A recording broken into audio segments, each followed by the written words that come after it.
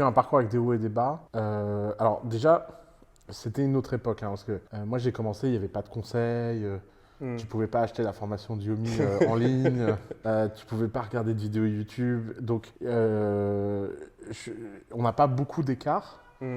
Mais ces 10 ans d'écart Ouais. qu'on a, des fois j'y repense au monde dans lequel je vivais quand j'ai commencé l'entrepreneuriat, c'était la préhistoire. Hmm.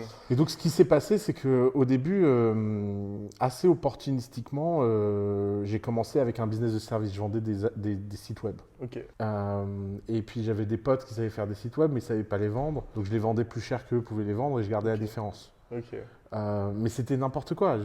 Par exemple, il y a un mec qui me disait ouais, moi je fais un site pour 2000 francs. Ouais. Puis je vendais 25 000, je gardais 23. Mais je trouvais ça tout à fait normal en fait. C'était c'était le dropshipping Sur version site web. codeur quoi. Je dropshippais du codeur en fait.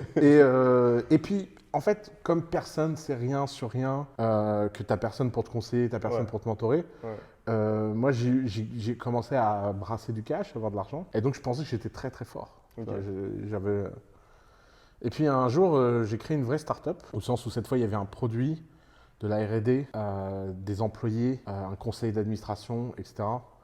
Et là, je me suis pris un mur monumental. Ok. Parce que d'un seul coup, c'est un peu comme si tu joues au basket et t'es bon, et puis tu vas en NBA. Ok. Et tu dis, mais c'est qui ce Michael Jordan là? Pourquoi il saute aussi haut? Tu vois, qu'est-ce que c'est que cette histoire? Et tu croyais que tu étais très très très bon en fait. Mais Ok. Jordan, il est sur une autre planète.